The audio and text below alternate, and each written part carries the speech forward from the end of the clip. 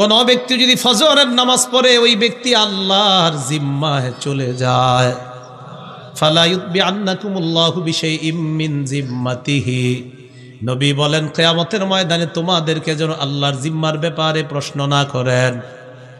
এর মানে কোন ব্যক্তি যদি ফজর পড়ে ওই ব্যক্তি আল্লাহর জিম্মায় চলে যায়, কিয়ামতের ময়দানে যেন আল্লাহ বলেন এই প্রশ্ন না করে, আমার অমুক বান্দা ফজর পড়লো, তুমি কেন তার উপর জুলুম করলা?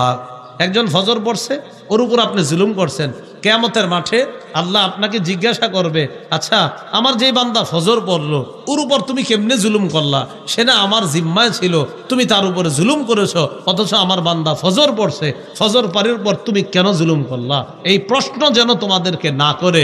নবী বলেন কেউ ফজর পড়লে তার ব্যাপারে এমন আচরণ করবা না যে আল্লাহর কাছে মুখোমুখি হতে হয়। এজন্য ফজর পড়লে কেউ যদি ঝগড়া করতে আসে, বলবেন ভাই আমি ফজর নামাজ পড়ছি, ঝগড়া করার সময় নাই, আপনি চলে যান, আমি আল্লাহর জিম্মায় আছি, আমার ডিস্টার্ব করেন না।